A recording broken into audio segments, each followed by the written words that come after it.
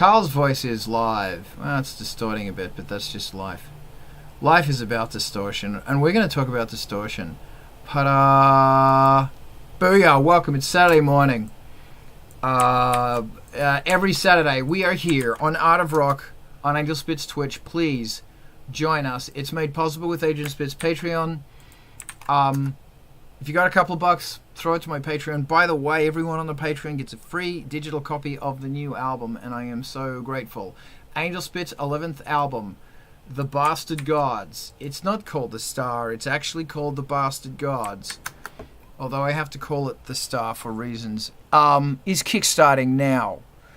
And there's a lot in that fucking album. It will give you nightmares for many, many years, and I'm very proud of that.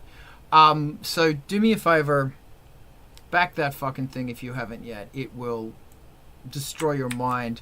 There is a mighty fine, Chris, it's good to see your face in the chat, mighty fine playlist called Industrial Incisions, a whole bunch of old bands you've heard of and a whole bunch of new bands you may not have heard of. Samuel, welcome as well.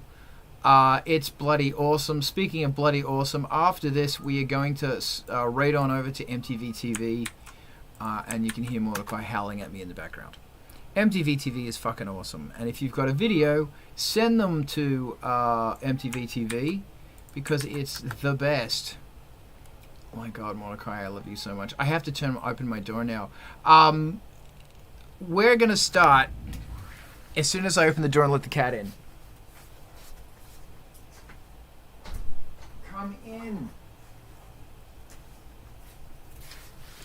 Hi, welcome back. I know my place. My place is to feed and cuddle the cat. Come here. I want to, everyone's mic's live. Why is my thing feeding back? I don't know. Everyone's mic is live. My cat is very live. I want to talk about music and the quality of music and trying harder. I want to talk about trying harder, and I want to talk about the importance of melody. You've got to have melody in your music. And if you've got, oh man, I've got to, maybe not. If you want to play devil's advocate, don't, because I just couldn't be fucked. You need fucking melody in your fucking music. You need a bass line that sings to you, and you need vocals that, if you can't sing, that's fine, but learn to vocalize. Learn to do something that is bouncing around on pitch, something different. Because you can quote to me all of those great songs where the vocalist doesn't sing, and I can go, well, they are paying homage in some way or form to notes. They are bending their voice. They're doing something with their voice besides the one vocal tone. They might be whispering, they might be screaming, they might be talking, but all of it's happening in the same song. I would like to throw the floor open. Excuse me again. I guess the most important thing, my mic is distorting for some reason. The most important thing is I want to start with vocals. And I want to start with, how can you, as somebody who may or may not sing like Pavarotti, how can you do something with your vocals that is tonically and melodically interesting? Ivan, go. I have thoughts. It seems these days like the vocal stylings that are going on kind of normally almost everywhere, it has turned into this like weird monotone of just enough to win at Rockstar video game. It's barely even humming, like and it's ungodly boring. Can I ask you very quickly, are we talking about goth industrial music, or are we talking about something else? Well, like across the board. Pop music as well? Oh yeah, pop music's gotten bad. Okay. All right. Yeah. I'm listening. Like the vocals have just gotten bad. And for the goth industrial stuff, like we really are the world where having the vocals disconnected from the music, kind of started out. But I think the result is we get more experience at it and can do it better. I mean, Ivan, I want to ask you about you. What I do don't say. you... I know. So what do you do, or what can you do to increase the musicality, the interest in your vocals? I think the best trick I've got so far is I'll have a vocal, an audio, cue track for the vocalist that is musical, and then just ask them to listen to that and try to keep up. That way, they kind of know where the music is actually, where they need to be in the music, and the results will be better that way. And like right now, I'm trying out I'm trying out some new Ableton tricks to make my songwriting like better, Mm-hmm. and I think it's working. I think this is working. So we're gonna find out.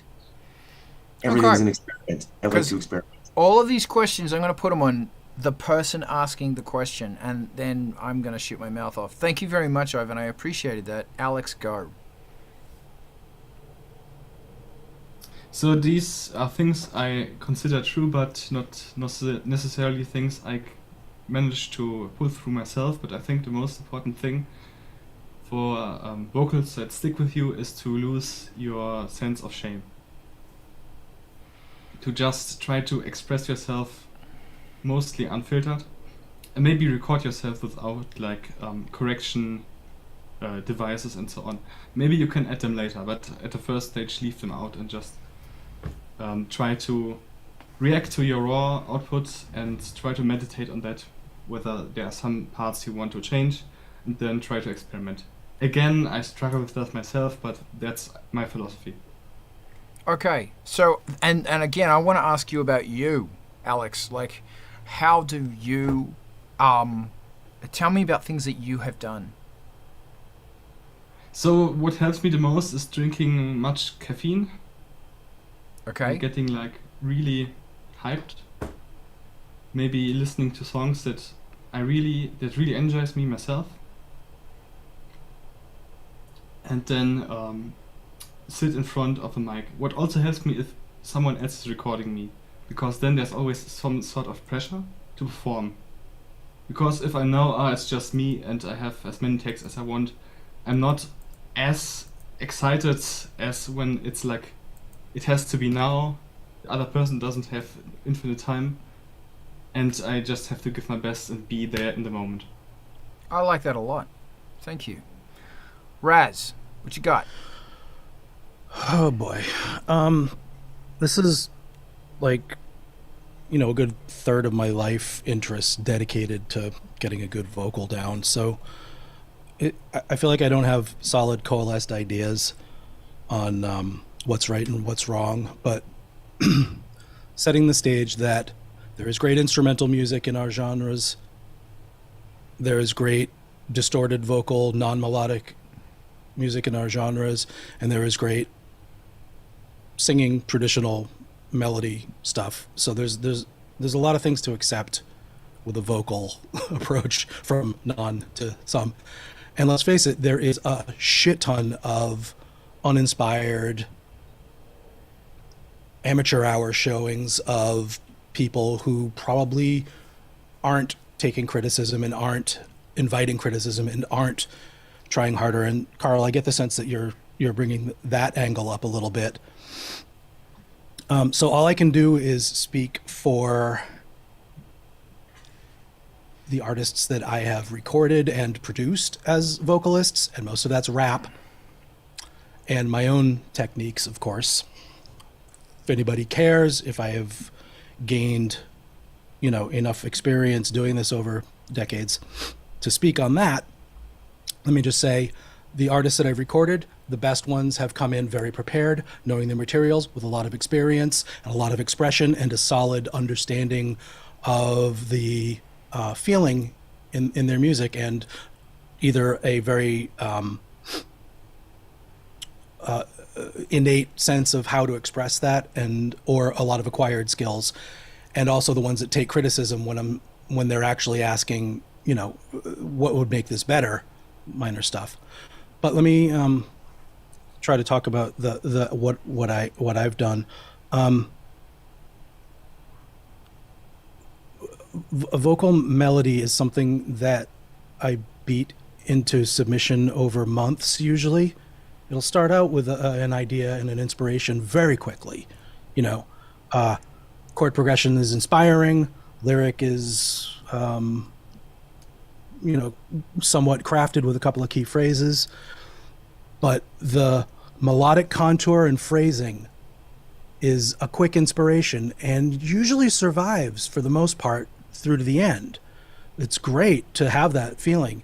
Your sequence is running, or you're playing the part and blah blah blahing it over the progression and coming out with something that makes you feel. You get a little frisson or epiphany of completion, and that's a great moment to get to. And if you can achieve that, the next step is tough. You got to be willing to ask and communicate with your bandmates, trusted peers, probably not enemies, because there's a dividing line between I like your taste, I want your crit, and I don't know who you are, why are you criticizing me, this has no constructive value. But being able to ask if it's meeting your goals and if it's emotionally connecting, it's tough to find somebody who can answer that. And I think that one of the endemic things about having a circle of loosely acquainted people is you don't get to say, oh no, this is bad because,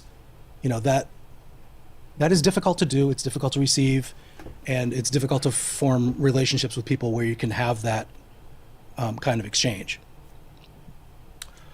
But in the end, no, this note is striking me as you're coming from a different planet.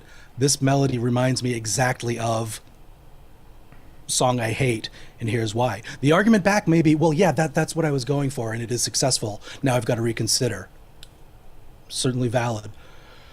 But that process is iterative, and like I did say, coming up with this inspiration from the get-go is important. But the next step is like, all right, if it's a sequenced part and you've done it over like a single chord bass line, your next step is to then reharmonize, figure out what that melodic contour can benefit from in the chord progression, in the push, in the sculpting, in the, magic happens when you use functional harmony to make the vocal sound dissonant and consonant and dissonant and consonant and arrive in a resolution. I mean, that's somewhat natural for a lot of people, but it's also a thing that you need to work on and study. And then it's again another iteration. Once you've got that down, it may not survive the next week when you listen to it and you notice that there's things that aren't achieving what you wanted, and you bring it back and change the chord and change the melody, and you're jamming back and forth with your own self over a period of a few weeks. But you got something that you're totally solid on, can really believe in, and can remember from performance to recording, and other people can remember too, and other people will get that distillation of the essence of your original pretty good lick that's now fantastic and spectacular because of the collaboration and iteration process and the reharmonization and the getting to a point where you believe in it and it communicates what you meant. And the last thing is practice. Doing this a lot. Working on your vocal instrument a lot.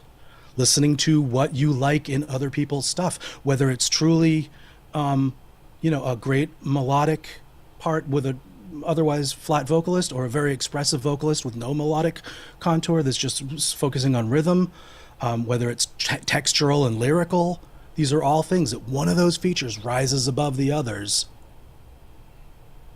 and becomes the hook of the vocal and top line melody and lyric. And anyway, getting good at that, recognizing that you need help and can have discussions about it, practicing the instrument so that it expresses what you want and you can call on it to do new things when you invent new ideas. There's a lot there. I hope, I could talk a lot more about it if anybody's got criticisms on what I'm saying. So I'm going to stop there, though. Thank you. You brought up a lot in there. And there's actually points about having people around you who you can trust and give criticism to, which is a whole thing as well. But thank you. My thoughts on this is, one,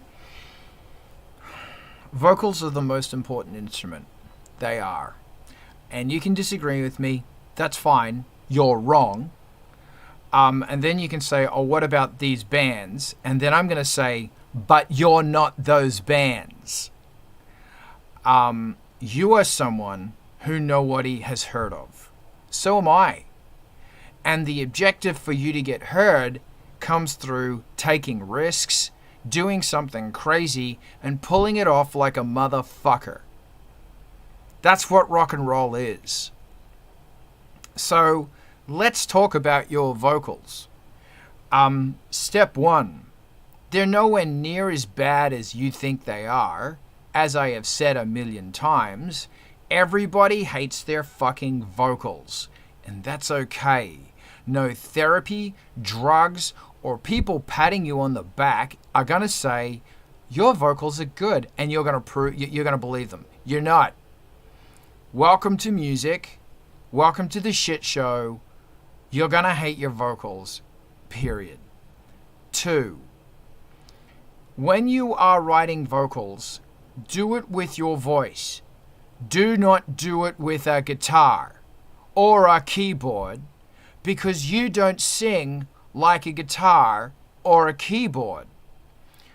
What I want you to do is put the track on play. Even better, let's go back a step. When you speak, for the last however old you are and how many years you've been speaking, the way you speak to your cat, oh, that gentle voice you say to your meow meow. There's a vocal tone. If you have a sibling, a brother or a sister, and you yell at them and you fight with them, there's a tone. And you've been practicing that one since you were a child. So when it's I'm angry at you tone, it's pretty good. Then you've got your speaking tone, which you use all day, every day. So you already come to the microphone with a whole bunch of vocal tones that you have been honing your entire life. Use them. The next thing is that when you speak, there is tonality in their voice. There's musicality. And if I want to speak monotone, there it is. And then suddenly, hey, wow, look, I'm singing kind of. If I want to yell and I can hold a note, I'm singing kind of. Here's a fun trick. Record your vocals. Then, and try and hold a note or something. Don't try and sing. Just hold a note when you're talking and talk like that. Pretend for a minute that you're a really annoying robot like me and just keep talking there.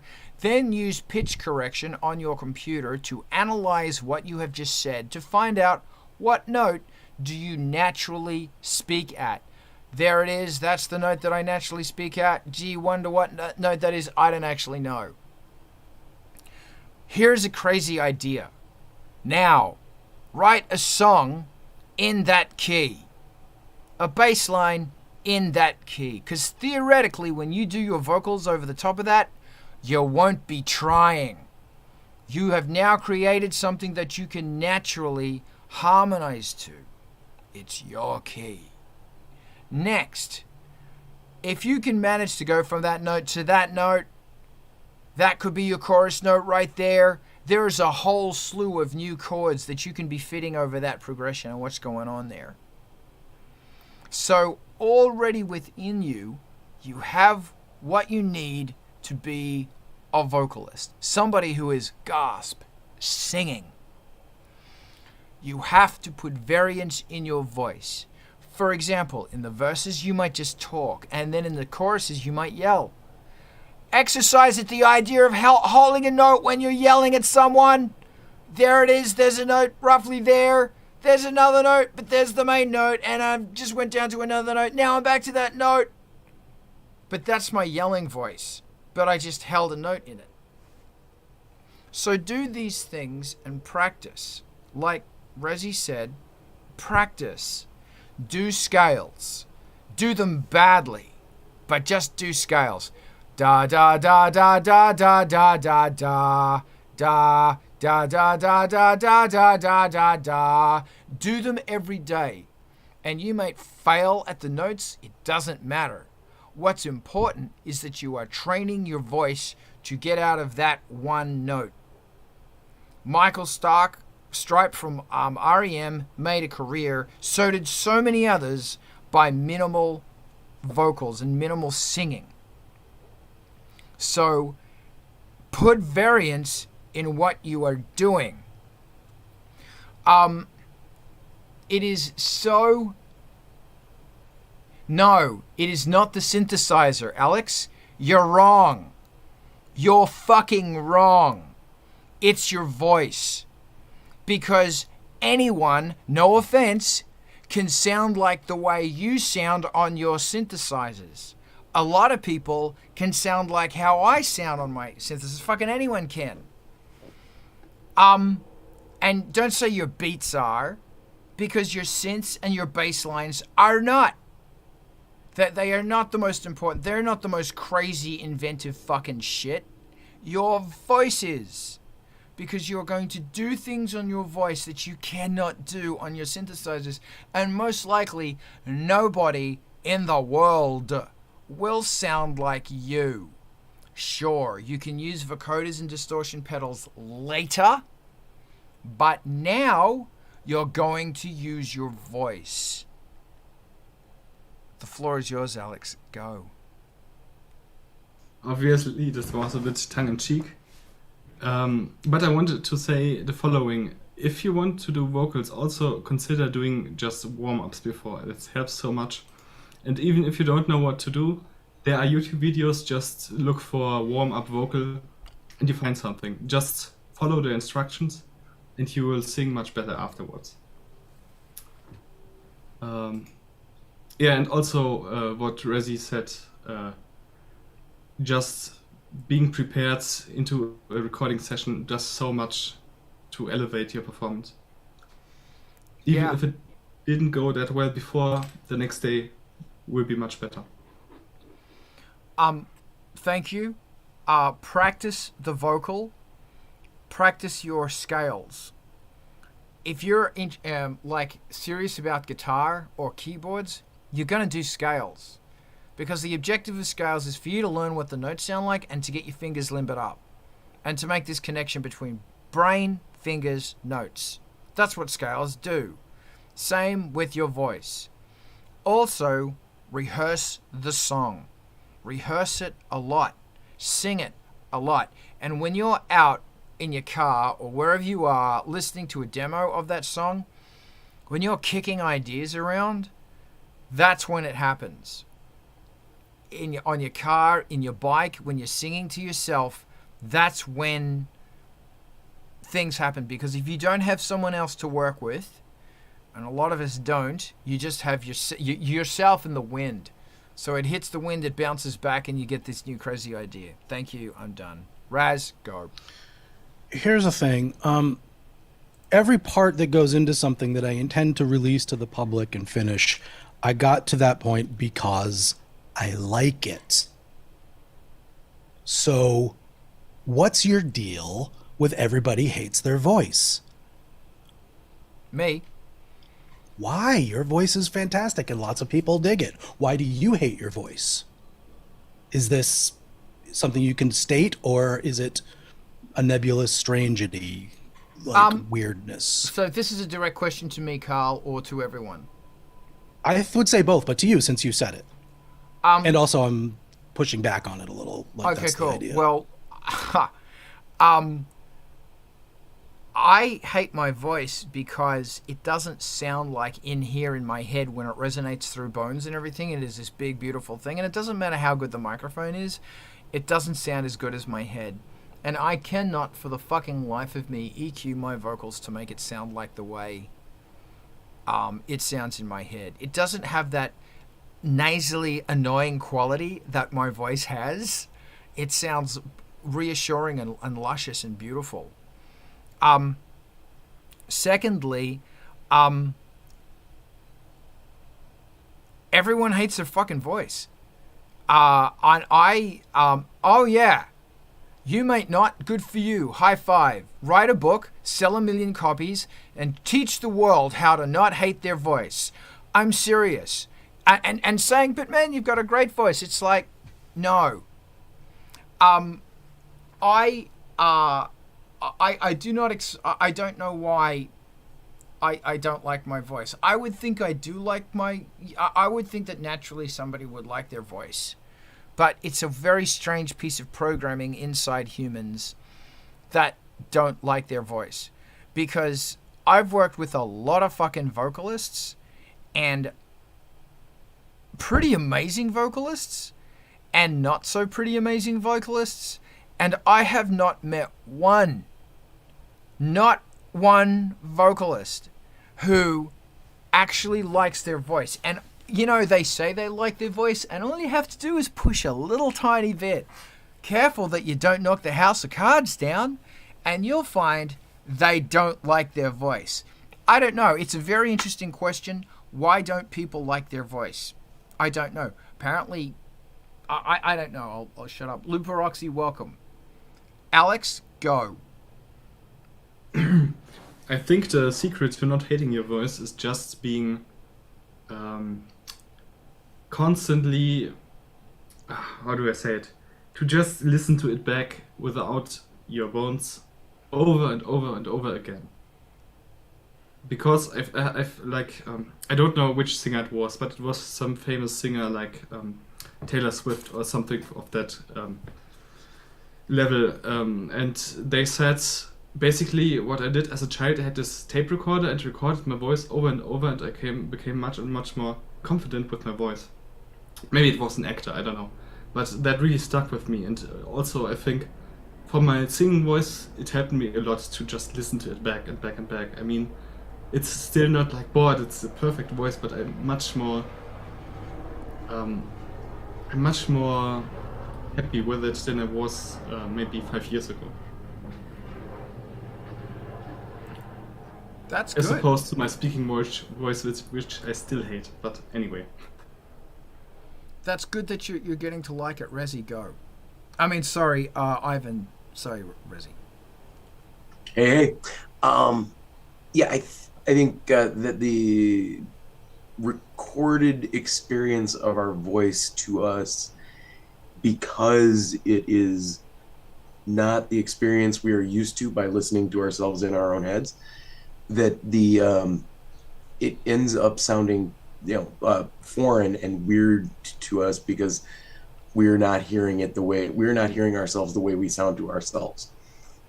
Because we've got our skull doing all of its skull magic and making us sound amazing to ourselves while it's still in our head.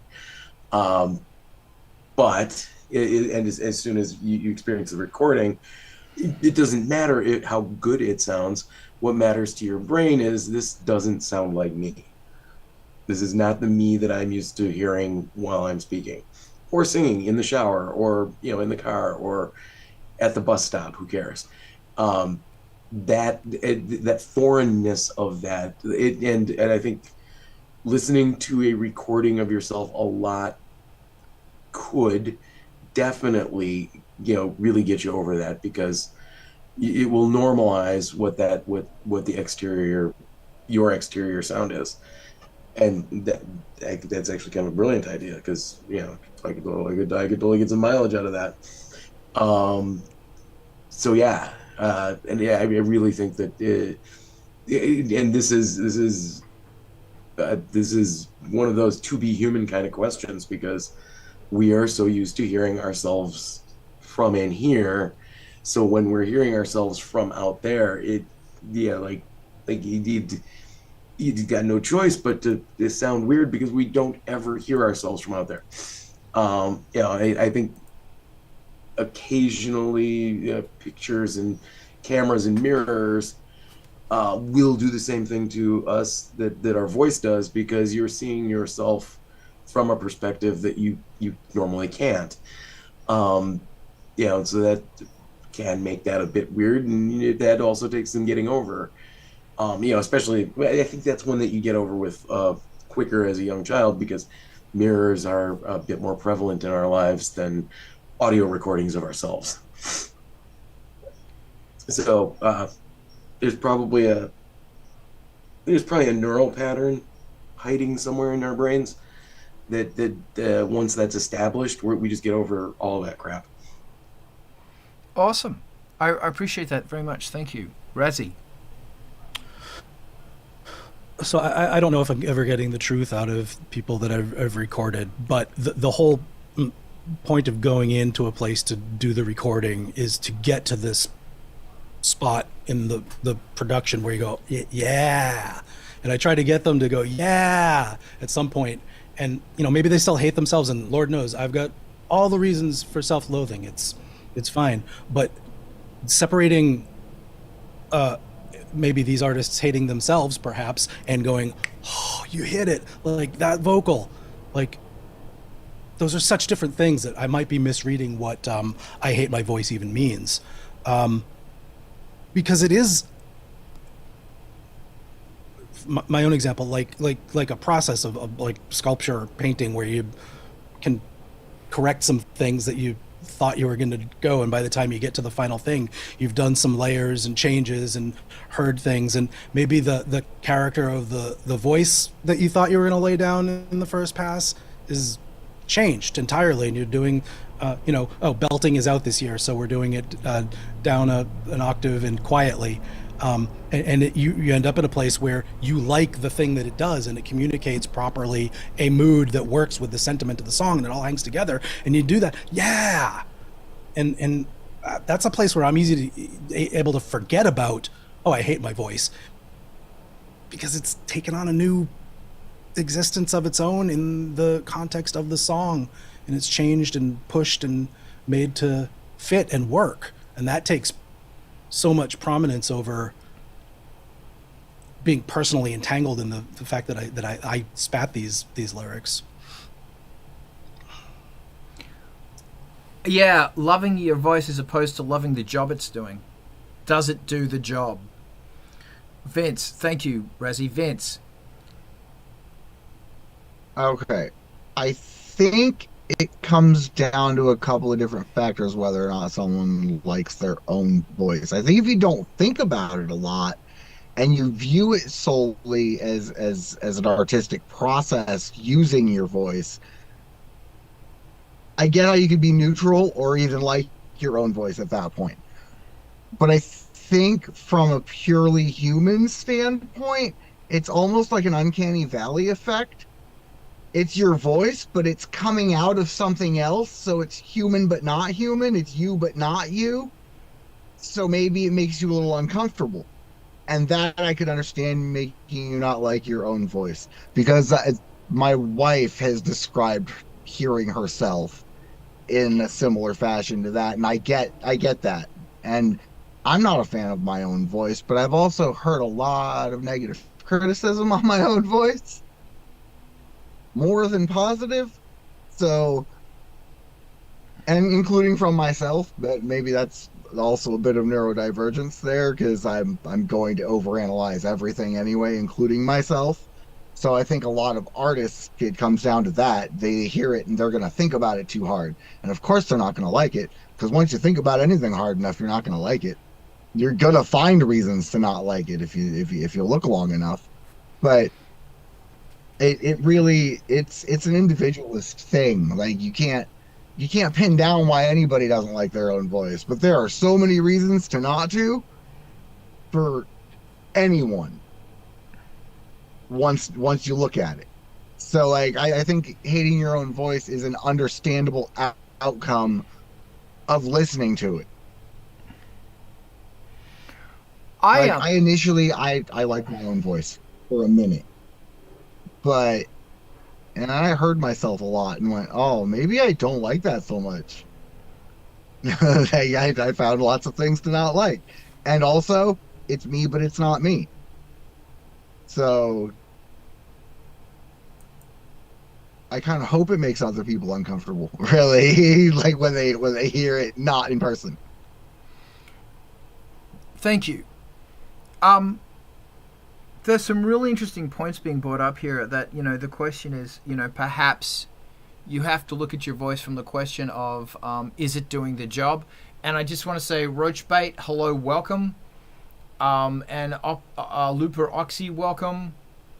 And I said, hi, Chris Lex Retro. And Samuel, if you're still there, hi. Thank you for joining us. Today's intense. I like intense. It's really interesting that when I finish art, and I'm not very good at art, but I do art, like when I look at it, I go, this is shit. This is horrible crap. And it's the same thing with songs. I hate it. And I've come to learn that with songs and art, because the creation of process, painting, has had a really profoundly positive effect on my music, because it's a similar process that I'm seeing my process from a different thing, and I'm seeing my process, if that makes sense. I don't like my paintings because I see brush strokes, and I see blade splay marks, and I see whatever. I'm going to punch Norton so fucking hard. I don't see a painting. I see work. And it's the same thing with... Oh, God, I fucking hate Norton. Fuck off. It's the same thing with music.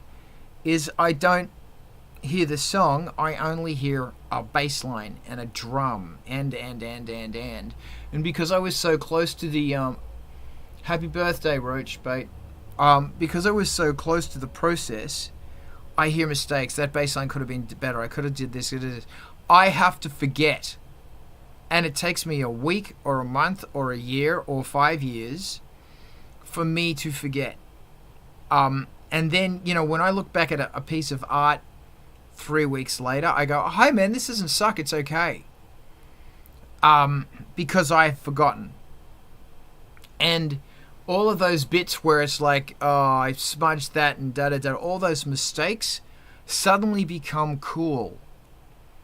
And all of the parts that were done on purpose with a brush kind of look boring. And it's a very interesting thing I've noticed about my brain, and it's the same thing with music.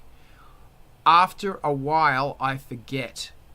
And I'm listening back to the masters on the new album now, and I'm just at the verge of forgetting.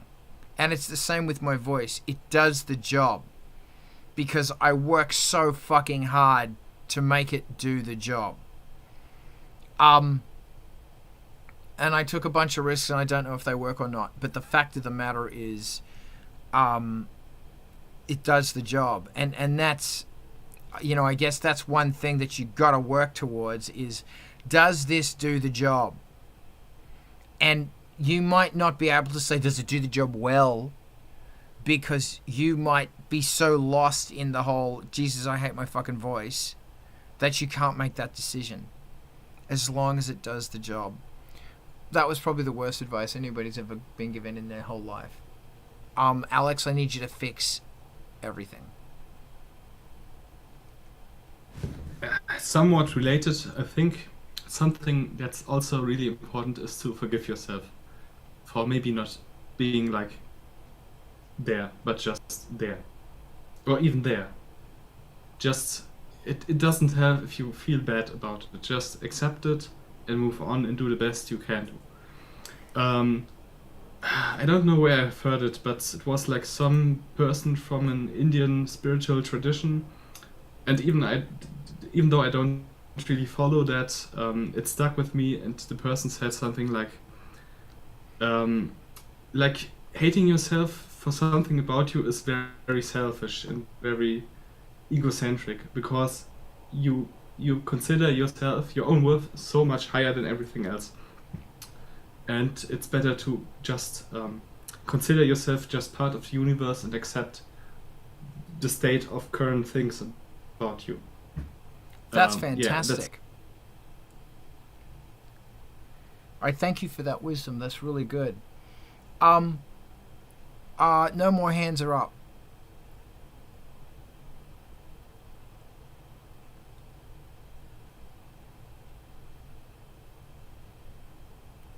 Thank you very much, Rage Spate. I appreciate what you're saying. It means a lot.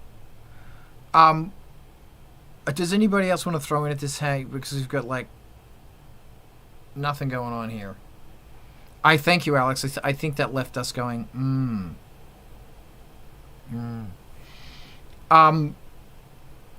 does anybody else want to throw in? Wow, everybody's contemplating so hard right now. Okay, do we want to talk about something different? We lost Ivan. Ivan gone. Anybody want to say anything? Hesitate to open my mouth anymore about this, but the one hand, art is suffering. You know, I mean, there is a component of that. There is sacrifice, but on the other hand, like, art is you, and creativity is you, and it is your extension into the world for the eternity, or the part of it that people remember. And to have that be a source of also discomfort and pain is a bit of a shame. So there's a balance there. I mean, the less parts of it that you can hate yourself for having tried, for having succeeded at, well, I don't know, I'll be happy for you anyway.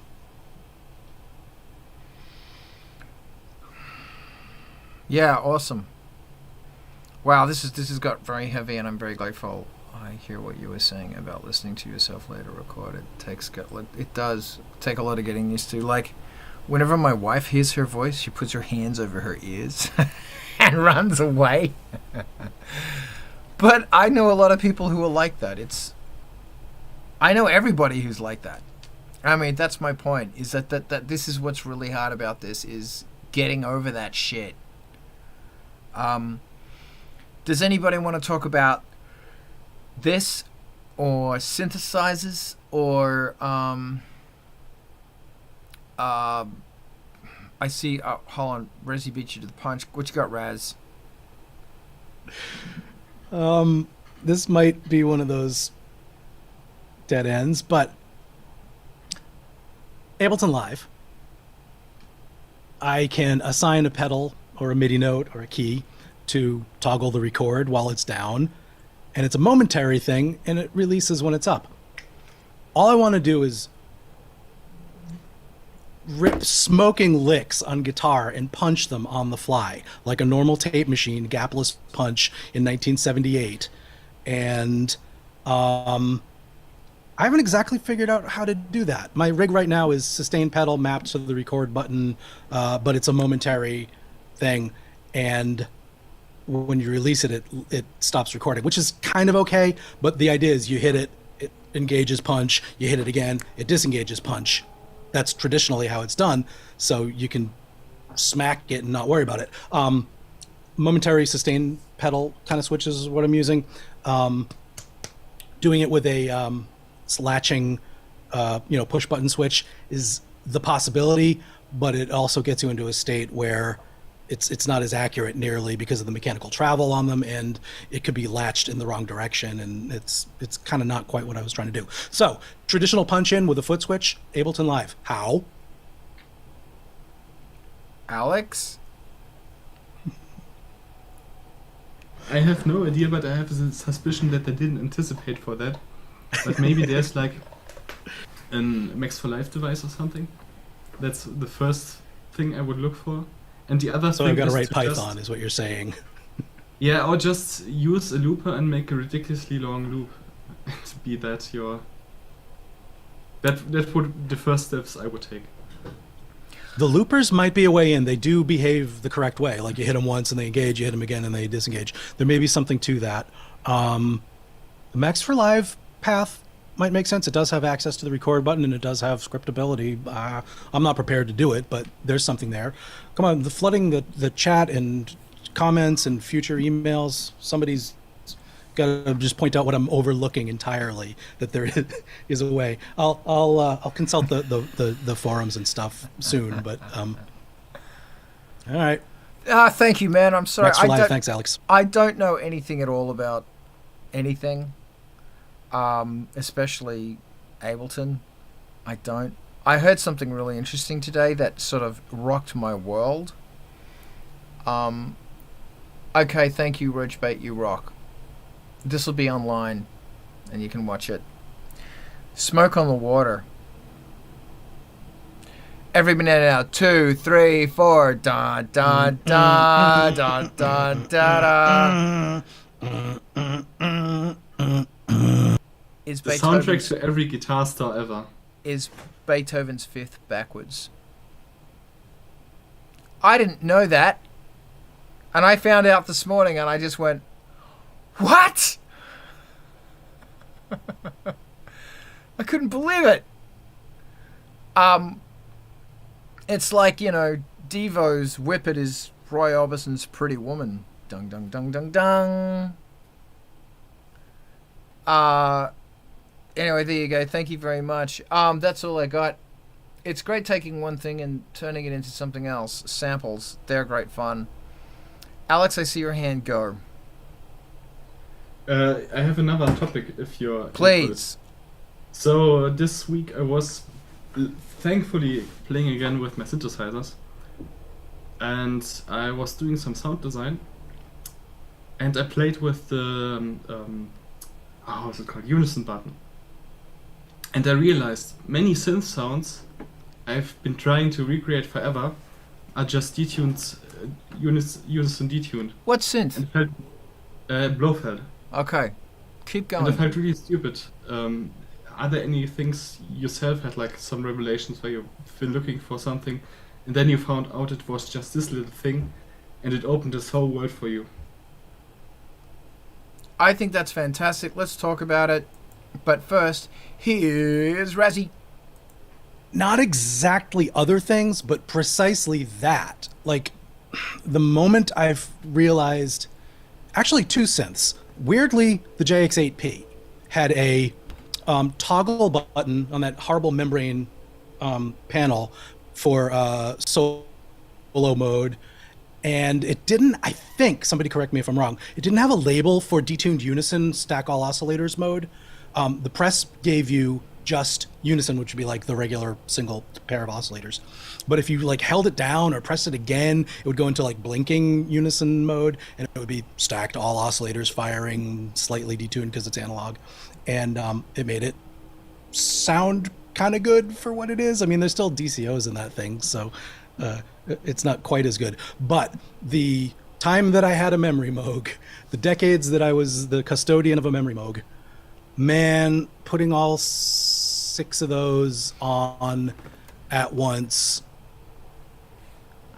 well, I don't need to say what it does for your soul. It's a fantastic experience. And yeah, that's one of the things I do when I'm dicking around to see what a synth does first, is stack the oscillators, see how much detuning they like to get, and, you know, see if they have like a delay. The new drift synth from Ableton does exactly this, and also their analog synth. You can delay the onset of the oscillators with some error and detune them when you're stacking them. Some cool stuff you can do. But yeah, I'm with you. Welcome, I don't know what Vulture else. Culture. Sorry, I interrupted you. Nope, that was it. That was it. Okay, this is really interesting. Wait, the 3P, I'm sorry. What Vulture Culture, is it a there's a mode. I have a JX3P in the closet, and there is a stacked unison modification through MIDI or something. I gotta look into it. But there's something you can do with a 3P Yeah. to do that. So I've been playing with my Rev 2. I've got to get into it more, man. I feel like I'm always having a fight with the with my Rev 2. It's just really, it's a weird synth. Like sometimes it's like, holy shit, the sound it produces is amazing, and other times it's like, nah, honey, you're missing it today. I guess all synths are like that, you know. So I've made the realization that I have to stop using unison on the Rev 2, because like sequential unison is bloody amazing. Sequential's got 2 things. One is they've got the oscillator slop, where you can control that with LFOs and stuff, so you can actually throw oscillators out of pitch. They are digitally controlled analog oscillators, They're analog oscillators that are controlled by a digital control clock, and you can move that so they become more analog sounding. The other thing is that you can detune. You can actually specify how much the detune is changed, and you can change that with controllers or something. You can stack up 16 of them, and it's horrendously fucking gigantic. It sounds like distorted noise after a while.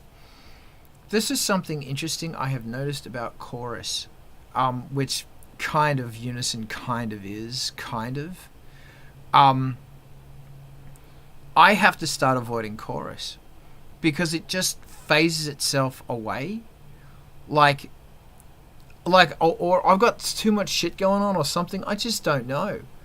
But when I listen back to tracks like, you know, when I've got this big, massive chorus bass and I'm playing it, it's like filling my headphones and it's shaking my walls and I'm going, oh my God, this is amazing.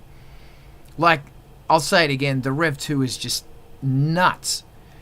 But as soon as I put it in a track, it just goes there. And I don't know why. And I've got to the point where it's like, well, I can't do that on bass anymore. I have to, like, the bass has got to be the dark energy. It's always the fucking dark energy. And then anything above it gets unisoned a lot. But I'm figuring this shit out. I don't know. I hate my life. What? Hey, I was typing to Welter Culture when you said the thing about chorus, but you were saying you're using it less because reasons. Yeah. Yeah, I'm with you. Like I as a guitarist would throw it over everything, but like more and more in life, I've been finding other ways to make detunings happen. You know, like either by truly double tracking synths and stuff, and on bass, like things in low frequencies. I used to throw chorus all the time, and it's a sound.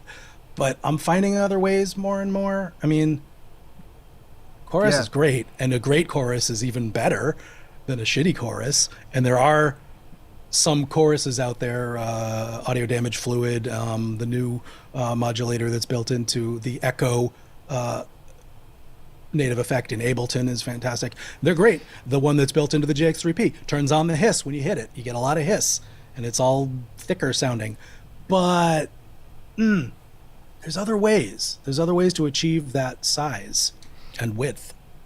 If I have chorus on a separate track, I'll put a high pass filter on it so there's no chorus below 200. And if I've got a synth that's being chorused, it will be it's not really going much below 150 cycles. In fact, it's not really going below 200 cycles because that's bass territory still. I find that, chorus is like pads, chorus that until tomorrow. Ambient stuff, we need more chorus. Prince's 1999, more chorus on those synths. But remember, those synths are up here. They're like, they're up there. And I think the plural of chorus is chori. Just FYI. It's Greek, not Italian. Chori. Choropods. It's chori. That's the plural of chorus. It's not choruses. It's chori. You're such an idiot, Rezi, and I have to teach you about all things with culture and language and just everything. Thanks, Carl. It's chori. So, does anybody else want to say something that I can just take the piss out of? Alex! I think you said it yourself, but I just want to say the rule of thumb is that the more stacked frequencies you have, in the lower part it's more clogging up the mix than in the higher parts, so you can get away with much more stacking and such in the higher frequencies than the lower. And that's the rule of thumb. That's a good rule. This is shit I'm still learning. It's really interesting that the Rev 2, you can say how many voices you want on it. So I've got a bass line at the moment that was like, there's something going on the left side. It's a split sound, so I only could do 8. Although if this sound's not being chorused at all, unison, you can have 14 stacked. Anything over 4 starts getting stupid. It just gets massively huge. And the other thing that pisses me about that synth is you can't say, it's 16 voices. And if I chorus everything, if I unison everything to only have 2 voices, then I get 8 voices. It's like, no. I wish you could do that, but you can't. I hate my life. Yeah, absolutely. I'm reading you Vulture Culture, and I'm in a state of agreement. I'm also in a state of California, though I'm feeling California, but looking Minnesota. Alex? To console you in this regard, people have been nagging Dave Smith for years at NAMS to make the unison in a way that it saves voices. Or that if you do splits, then you can have like just mono on one end and then 7 voices on the lower part. But somehow it never got through in DSI and later sequential. Anyway, another thing I've learned, and I think more people should know, is that if you have 2 frequencies, the phasing frequency is the difference between is like the difference between the 2 frequencies. It's so simple, but I've only learned that in university. And Say that again? So you have 2 frequencies, and if you play them together, there will be phasing. Right. It's louder and quieter over time. And the frequency of that modulation is the difference of both the frequencies. And some synthesizers, like some Moogs, have the possibility that you can have an constant offset between the 2 oscillators in the frequency, so the phasing will be the same frequency regardless whether you play low or high. Otherwise, it will be like the frequency in phasing if you go an octave higher. Huh. That's very interesting. It's a neat knowledge for sound design. I just want to say it. Okay, that's good. Razzie, if you want to get the phone tones like ring back and busy signals and stuff from plain old telephone system analog stuff, you can definitely make use of the beat frequencies and intermodulation of close and very accurately spaced decimal, like non-integer frequency relationships. I didn't learn it in college, but I did learn it when I was trying to blue box back in the 90s. Speaking of 90s, I just looked in the mirror and things aren't looking so good. I'm feeling Minnesota. Feeling California? Looking Minnesota? I can't remember. Yes, okay. That's really curious, man. That's curious. Does anybody else want to throw on this and rescue me from my deep dive into Soundgarden lyrics? Anyone?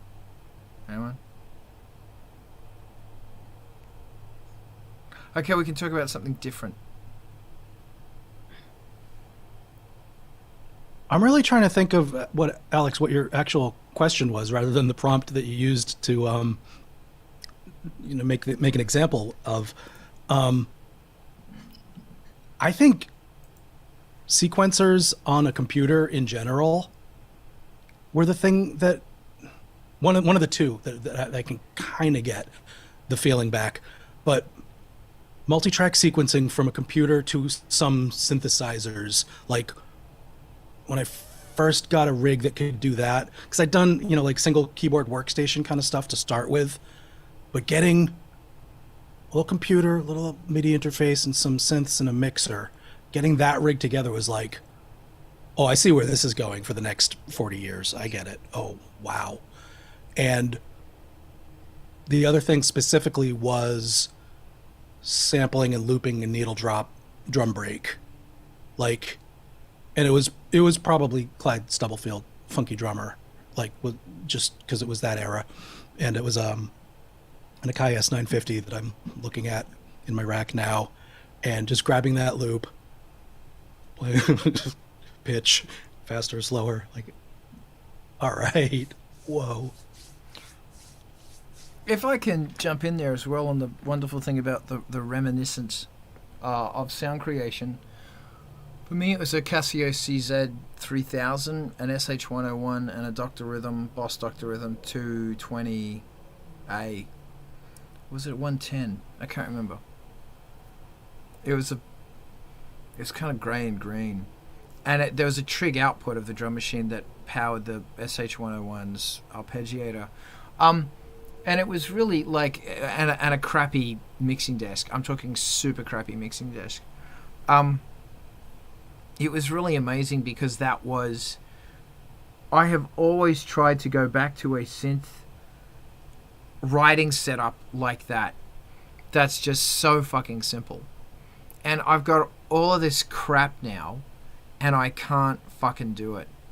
Like, I just can't go. And it's funny, that's why I've got that piece of shit Yamaha PSR 71 boing boing thing. That it's one of the only things that will allow me to get out of the head of what is going on in this fucking room right now. And that's a really interesting thing as well, is that I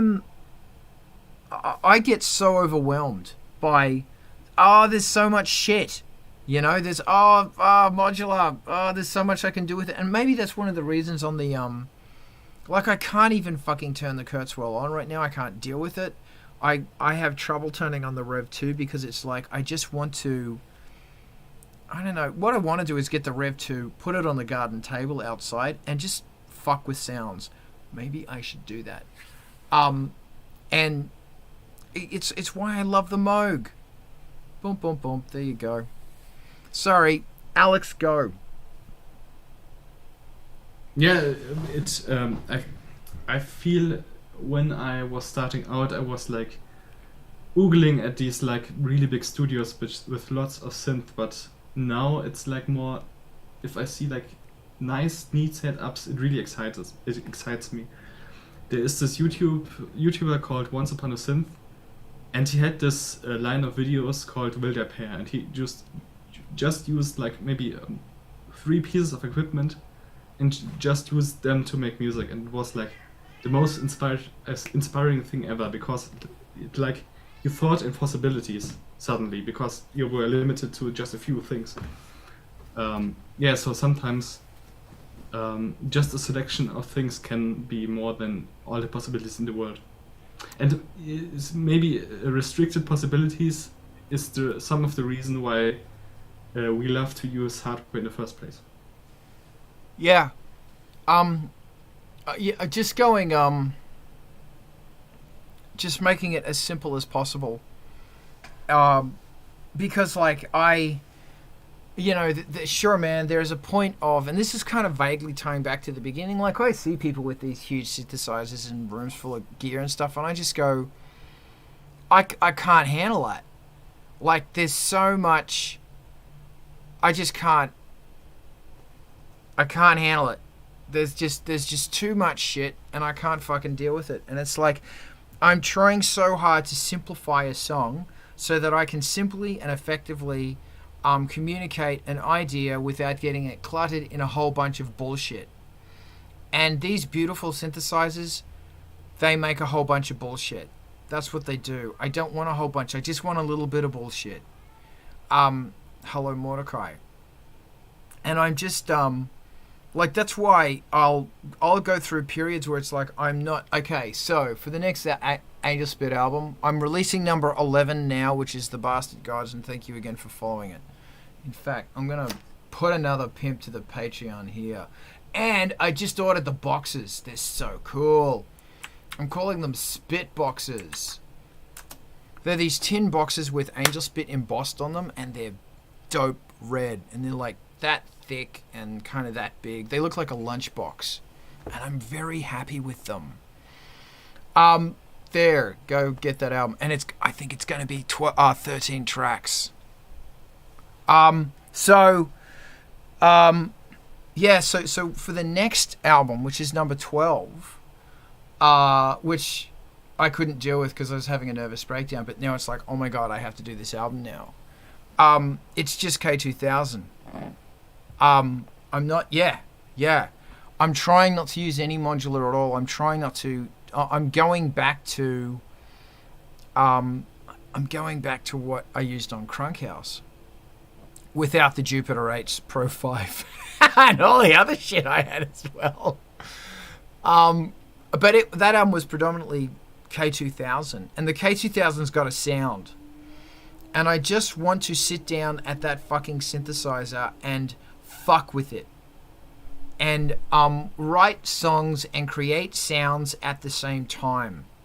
Like, I think that there's something really special in that, where you can go, the sound I'm using right now and the samples that I'm utilizing right now are the samples that are going to be on this. What I'm creating now, the sound design is happening with the compositional process and the vocals and everything are it's all coming together at the same time in a very clumsy manner. It's the best fucking feeling. And I was thinking, like, when I was a youngster with CZ3000, SH101 and piece of shit drum machine, I was always inspired. I'm not inspired anymore. Like, or maybe the inspiration's changed, or maybe the sense of nostalgia has tainted what I remember as being inspiring.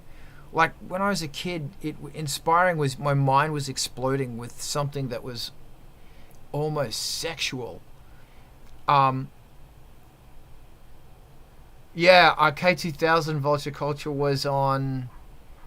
It's on a lot of albums, and I started using one again in Cult of Fake is a lot of K2000, and Black Dog Bite, and Hideous and Perfect. I only got one again in the US recently, but yeah, inspiration is like, I don't know, man. It's just, I love my modulars so much, but they're not, it's not, I don't sit down and create a song based on, I hear people who do make bleep bloop shit, and it's like, that's fucking great, I'm really happy for you, but I don't, because it doesn't hit my soul. Like, it doesn't go, like, later I'll power it up and I'll fucking hit your soul with a baseball bat, but in the initial process, like when you're trying to learn about the character of a song, when you were trying to coax this thing out of the ether, because that's what you're doing. No one writes a song. They all get coaxed out of the ether. And as soon as you lose your concentration, it's like, oh, you only got half of it. You have to make the other fucking half up. Alex, save me. I'm talking shit.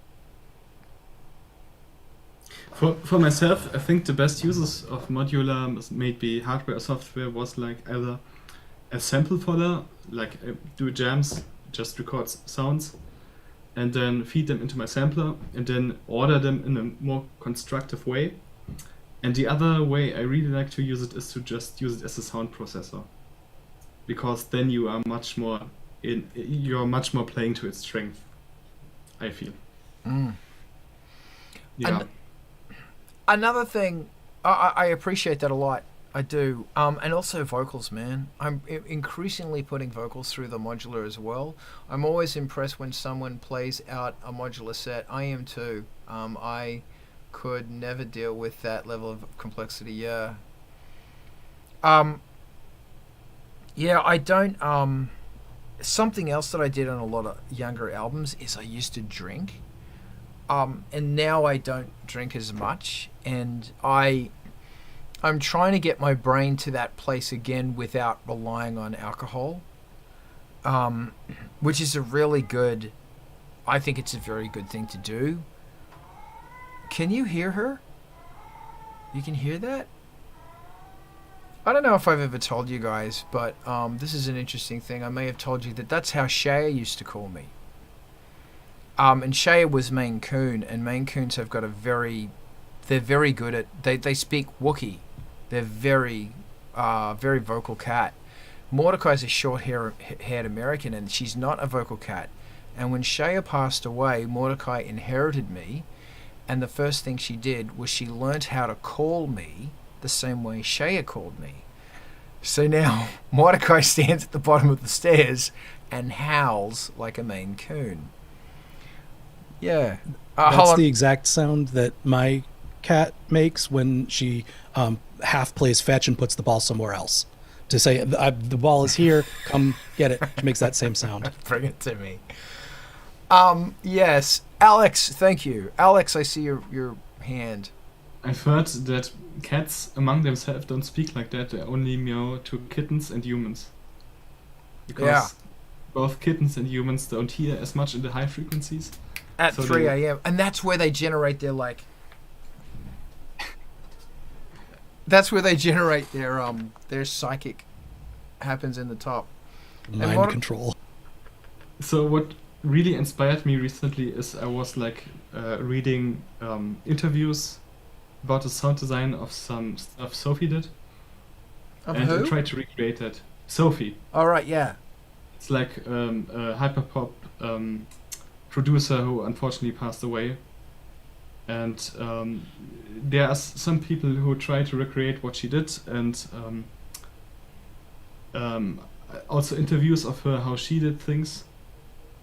And just reading up on that and try to recreate it and maybe take lessons from my own music from that. And that was really inspiring. For example, much was about like using short delays with impulses as coupled strong synthesis, which if I try it, I usually don't have the results I want to, but maybe I just need to What try modular to do different impulses and such. What modular That's do what Sorry. What modular do you use for carpal tunnel? I syndrome? just use I use the things in the Blofeld because it has like a own algorithmic oscillator for it, and also a filter type which is like comb filter, which is more like open because you can then send whatever you want into it. And the other thing is what I want to say. The Octaflag also has a comb filter. And the thing I wanted to try next is to try to figure out a modulation where I get like random spikes of a certain frequency and put that into the comb filter. But that's like, you have to figure out the special modulation because there are like some math functions in the Blofeld, but you have to read the manual very thorough and understand like the way it's wired and the whole logic to understand it. If I may be so bold and be that horrible person who's normally is Ivan, but it'll be now. No. I'm forcing myself onto a cat.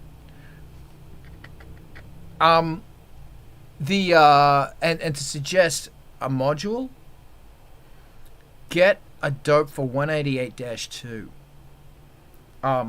It's so good. The 188-1 is great.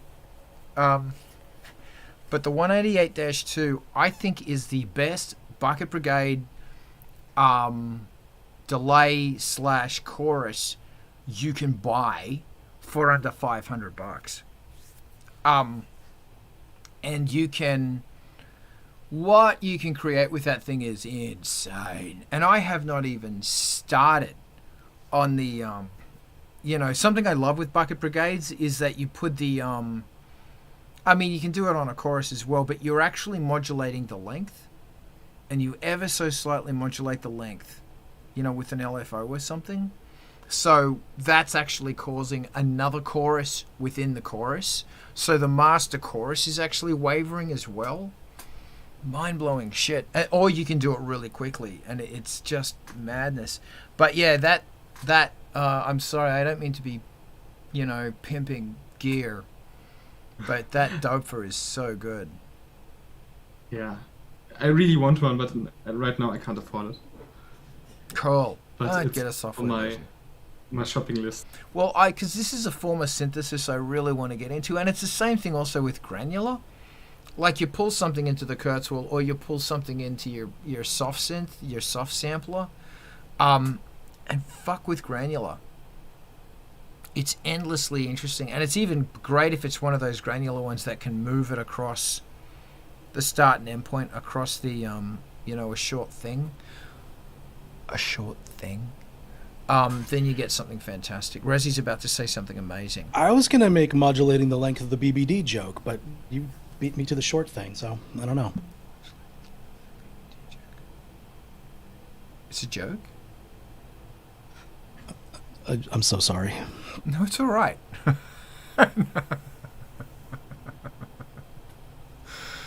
Okay, well, everyone got that except me. All right, no, that's great. Yeah, but anyway, I think I'm all about that. Like, and I see, like, that fucking CP70 behind you, Mr. Rezzy, and I just go, I'd write on that motherfucker. It'd be great. Yes, that thing has been turned on for 5 years without being shut off, so I can just walk up to it and plink away. And there might not be anything to record it, but at least I can, it's handy.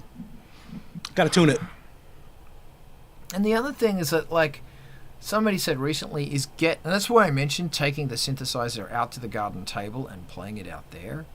Because someone said you literally put it in a different room and it's this new piece of gear. It's like, oh, I might try that. So there you go. If anybody else has anything amazingly inspiring they want to talk about, failing that. Oh. I literally took my my drum machine out with a battery bank and a pair of headphones into the forest and played there like a hipster.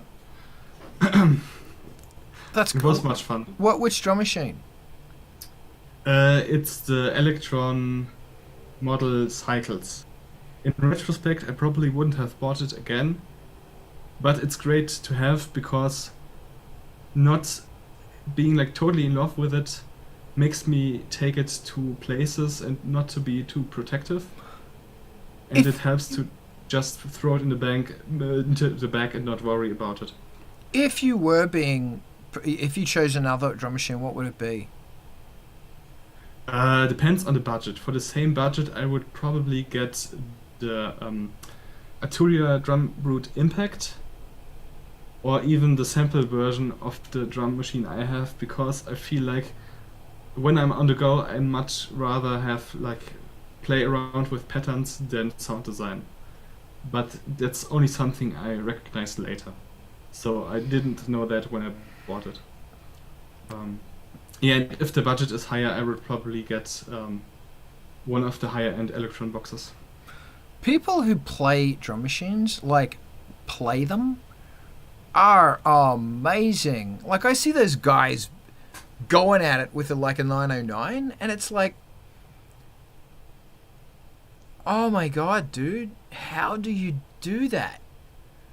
I'm so impressed. That's a skill I'm really impressed with. I guess it's like any instrument. You just got to practice and have fun. You're allowed to have fun. And if you don't have fun, you know what's going to happen. Nothing. Killer gets you. Yeah. Speaking of me getting people, I've been on a bender for 70s horror. I'm talking early mid 70s horror, because the soundtracks are great. And I've been tracking down all the Tangerine Dream movies they did, besides Sorcerer. They did a couple of others. But every now and then you're going to find this British thing that's like weird 70s horror. And it's weird. And it's full of EMS and synthy stuff. It's Putney Fest. I love it. I think I want to watch Blake 7 again just cause. Is there a movie that inspires you to make music? Or a TV show? I mean, Blade Runner. Yeah. The Thing. Really? Okay, cool. And then the question is why? For myself, probably an anime series called Hellsing. Hellsing. Because Hellsing, yeah, with two L's, like Hell. the underworld, and because it just pumps me up and excites me and puts me in a good fight or flight situation. where I'm just instinctive and explosive and impulsive, and I just want to do things, and I feel like this great power within me. And then, of course, the first Matrix movie, because it just feels cool in a certain way, and and probably also Alien, because it has like this soundscape which is like so oppressive.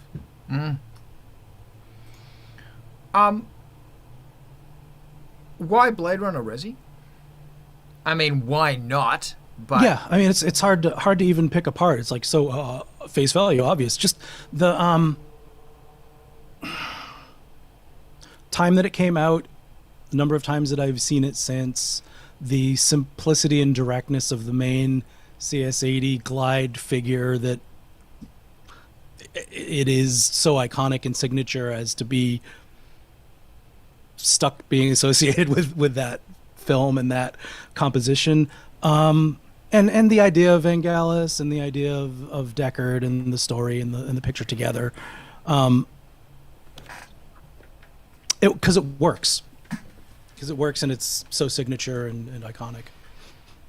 he played it. Like, he fucking played that. He played that. I'm sure stuff was sequenced, but It is extremely human. Yeah. In a movie where there's a question about who's human and who's a replicant, it's, a very humanly played synthesizer part. yeah. But he played it. Vangelis, his entire setup was aimed at playing synthesizers live and making this shit live. How do I like that guy he was a gifted keyboard player. Like, that guy, if you've heard his earlier shit, like the Halfway Between Heaven and Hell and all that mad jazz stuff, that guy wailed. But and I was listening to Blade Runner, like there's these chromatic moments where those pads are falling, and then something else is going. It's just so good, and that chromatic movement isn't just chromatic chords. Those they are chords with so fucking good. Like the music, and he just would have gone, oh, plonk, plonk, plonk. Oh, what is that? Oh, that's going A5 to E major to C major. There you go. So the chromatic is A, G sharp, G. Well, no big deal. Fuck that guy. And all of his CS80s and emulator 2s. Fuck him. Alex. It's better be good, Alex.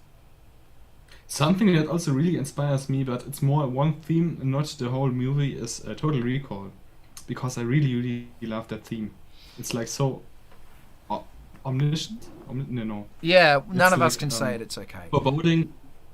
Foreboding and like sinister, but also powerful. I don't know. Yeah. I really like to blast it at my speakers and feel like, yeah. Something besides Blake 7, which just gets me horny all the time, like sexually empowered for modular synthesizers, Blake 7, oh my god, and Doctor Who, is I'm the only person in the world that Doctor Who's a turn on. Listen to those synths, baby. CS80 all the way through Doctor Who as well. Is Terminator and Terminator 2. And Terminator for going crunchy samples and bits of stuff making amazing soundscapes. That was a Prophet fucking 10. And Terminator 2 for crunchy samples, creating something just beautiful. And I just, this is one of the other things I want to go into I want to have a K2000 wank, is because, like, I think that was a Fairlight 2 or 3 on Terminator 2. I'm not sure, but it was kind of crunchy, but it wasn't like Emax crunchy. You listen to it and the crunch in there. There's a lot of crunch going on. I think it's a 16-bit, which would make it a Fairlight 3. I'm not sure. But what's going on with the simplicity of small pieces of sound being looped to create a hellish tone, a hellish texture? It's like that is so exciting to my mind. Like, that's fucking exciting. I'm not going to talk anymore ever again in my whole life. One day, but that's not today. Did I see somebody's hand go up? Vince, you're so quiet. That's why everyone likes you. That's funny because like I'm not that quiet when I'm around around people, but no, I was just eating because my blood sugar was low, so just enjoying the conversation. I don't have input. No, that's pressing buttons on things. totally okay, and you're welcome to eat. Razmix, 100% Fairlight. Can you tell me, was it a Fairlight 2 or a Fairlight 3? I mean, we could ask Google. And that's the great thing about those fucking machines, is they had this much memory, so you've got to use them. Alex, this better be good. There's a good video by Alex Ball on the soundtrack of Terminator 2. So he did know. Did he also do Terminator 1? No, it's a video by a YouTuber about how the sounds were made, and it's like really comprehensive. Like it's for synthesizer people, not just for the general public. Groovy. And it's also like really inspiring. I'm starting to I think I'm going to go on a sonic safari very soon and start building sounds and thumps and whacks and stuff. Okay, cool. Thank you, Razmix.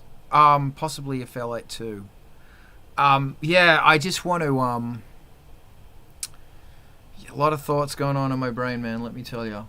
Because the thing I love about the Kurzweil is that the K2000 is you can like waveform modulate stuff, you know, by shape, using a wave shaper in the shape of something to cause it to have pitch. And to just do the maddest shit. Like, dude, in Jekyll Switch, God, we fucking used the K2000 for everything. It was so much fun. Does anybody else want to throw in? And before they do, I will say, if you've never seen Blake's 7, watch it. It's so good. It's really tacky, cheesy, English, dystopian, sci-fi from the late 70s, early 80s. Season 3 is crap. Season 1 and 2 are brilliant, and Season 4 is pretty okay. Razzie, I predict with my mind that you're about to see something incredible. Go. Unfortunately, it's not original content, but Alex slipped past the reference to Alex Ball's video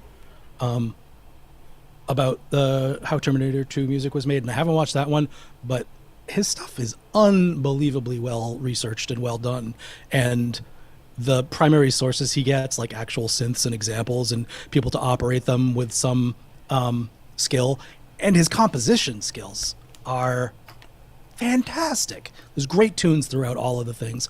I don't know. Maybe he'll hear me talking on YouTube about himself and get a little, self-love for it. But his stuff is incredible. It's worth watching. Any company that you're interested in researching, any era of synthesis that you're interested in checking out, cool stuff. Cool. Yeah, I really love his videos. You realize he is a professional composer, like for like BBC stuff and so on. Good fun. Yeah, I find that really the most inspiring thing to me is saying, I need you to paint a picture. It is a time and a place, and I need you to use this technology with the mindset of when that technology was in its prime. And like every single album I do, I'm always going, okay, this is my 1987 album. This is my 19 '78 album, this is my now album, this is my whatever. I'm going to use that gear and try and describe that thing. That is inspiring, and from that stuff comes. So, you know, I love watching this shit because I just go, Manchester, 1982, things are not going very well for our heroes. Fairlight Series 1, go. And, you know, when you think about that, there are all these stories that are going on, and Thatcherism and or whatever. It just says, you know, and my house shit hasn't changed. So there's an idea. That's what inspires me. Does anybody else want to jump in? Or should we raid to MTV TV and find amazing new music? Because it's there. Waiting for you. I need a coffee. Yeah? We'll do that. Is Resi? A couple of things I want to drop in. Maybe we won't use these as topics, but I'm still working on trying to get like a 16-ish channel audio interface to replace my dead one. Haven't really settled on it yet, but if anybody sees anything new, by all means, save a bookmark and tell me in the Discord what I'm missing. And also, SSL has some almost affordable control surfaces, and their center module, like their shuttle transport module, looks like it's 4 times the price that I'd kind of want to spend for a record stop button, but it's really nice, and it says solid state logic on the front. So I'm almost convinced that that would be cool, because the 2 things that I know I need upcoming in life are solid transport controls, including this pungent pedal, and about 16 inputs of analog to digital, with certain restrictions that I'm outlaying right now. But if anything comes to mind for anybody, I'd be happy to chat about it either here or offline or in the future weeks, because I'm not going to settle on anything right away. I will keep my eyes open for stuff for you. Good to chat about it. I can see Alex's hand is up. Yeah, I just the other day I read an article about it, but I think all the mixers don't have as many inputs as you like, but I can put it in the chat, and unfortunately it's in German, but maybe you can Google Translate it or something. Yeah, for sure. Who was I talking to this week? I think I did a gig, and I was talking to the main sound guy, and we were both just saying, we just want old soundboards. Like, I just want a big, chunky, old fucking Mackie or Soundcraft 32-channel desk. I have nowhere to put it. I am so tired of digital desks. Where? I mean, my last large regular format, whatever. My last console was a Mackie 32.8, and I don't spend enough time moving faders up and down in a mix to make it worth taking that much energy, that much power, and that much desktop space for that many faders. I can't mix using banked faders either, because visually it's just like, what bank am I in? Is it 1 through 8 or 16 through 30? Whatever. But if you have the space and you can leave everything connected to it, and you don't mind the ecological impact of 3 rack space power supply feeding 3 different voltage rails into this thing. I think it was like a 300 watt, 600, whatever. It's a lot of watts. It's awesome to have it. And it's great to know which fader is always your piano and which fader it's always there. You can always walk over to it and turn up your K2000's outputs 1 through 8 on faders. It's great, but at the cost of taking up so much space and so much power. I don't know, it's a tough argument to dedicate the EQ section and the fader section. I could be convinced otherwise if you do a lot of mixing day to day on things that are going rather quickly that you don't need to do automation and stuff with. You just want to get some levels, or for live, for jamming with your band, for rehearsals might be super useful. But I don't know if you're missing anything aside from the cool factor of having a meter bridge with the dancing LEDs and stuff. Cool factor. Yeah, well, okay, you can't beat that. It's fucking awesome. Yeah. And also leaning to twiddle the knob, which makes no sonic. You can't hear it, but leaning in there to twiddle that knob. It's important. Well, as long as we're admitting that it's kind of awesome and it makes you feel like you're in the studio when you see a console. Man, given unlimited money and larger space, I would get another 32.8 with the 24 sidecar and have, so the center, the bus section is in the middle. Yeah. And get both meter bridges and have it all decked out for the dancing LEDs and stuff. Yeah, awesome. and cool sunglasses. Were you Marauder now? Yeah, why I thought we not? were Vangelising. I was going to go with ELO, but Sure, Jeff Lynne, yeah. we'll go Jeff Lynne. Yeah. Yeah. The only other problem is maintenance on those things. Like I went through when there was a problem, opening the thing and taking the ribbon cables and seeing where the faults were was days of work. So difficult to work on as opposed to my digital mixer right now, which takes up 3 rack spaces. And when it's dead, they tell you to put it in the trash. So, Problem solved. Okay. Alex, I see your hand and you're going to change my life. Go. Yes, something about analog desks really excites me. Like, my first desk was this crappy desk that I inherited from a band because I was the only one who knew how it works. And it's like this desk from the company who shall not be named from the 90s. Their 90s shit wasn't that bad, I'll just say.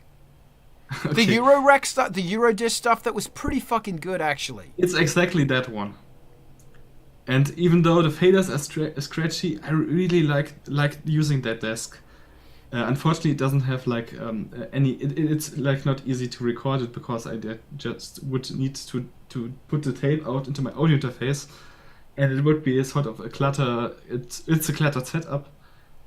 But I thought about just using it for like sample creation to just use a sound source, then put my effect units on Synths, put it again into the desk, and then the master out is like recorded for the samples. That was something I wanted to do for such a long time, but haven't so far.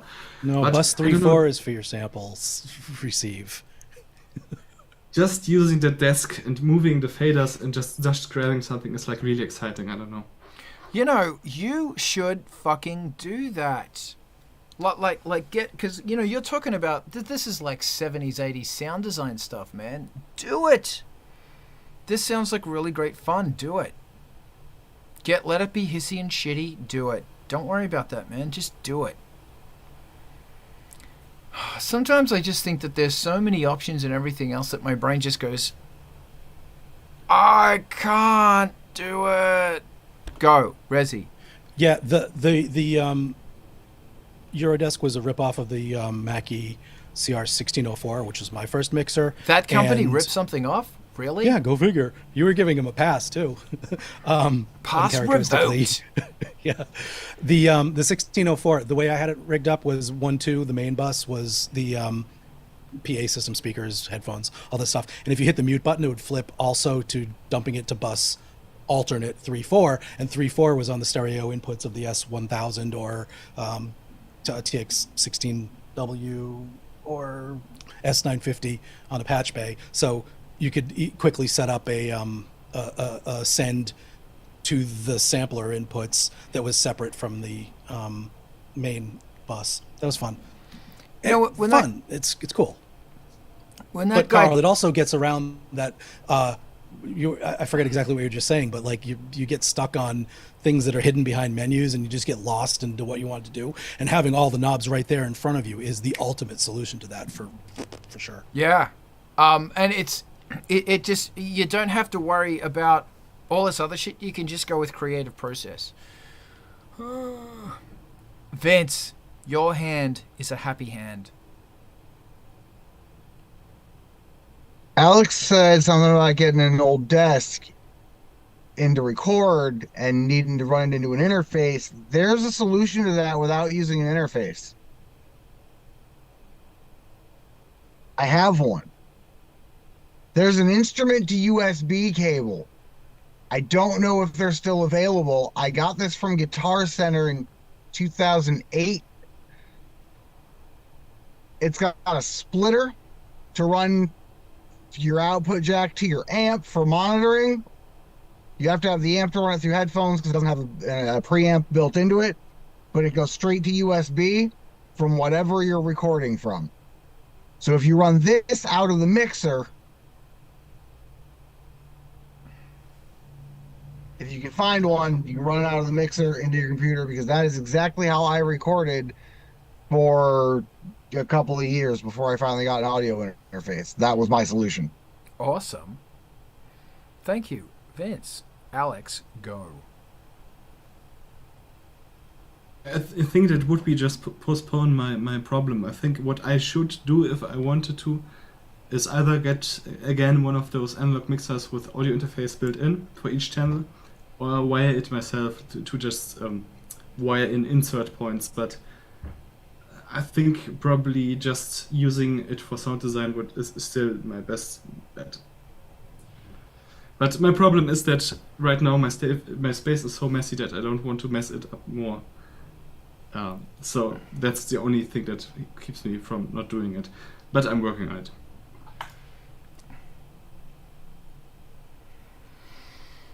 Awesome.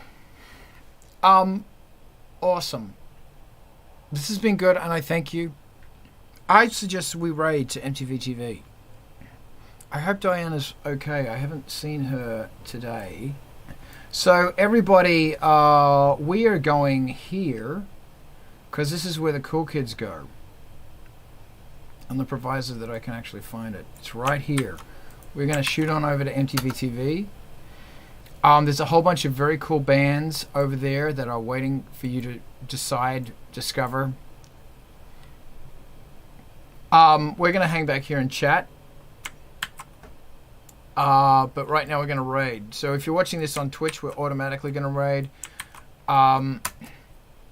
Go raid, go enjoy. Thank you for joining us. Same time, same bat channel next week, which I will attempt to put in here before we raid, because you never know. And like ANGELSPIT'S Twitch, by the way, because that's where the madness is. Madness! You rock. Bye, bye, bye, bye, bye.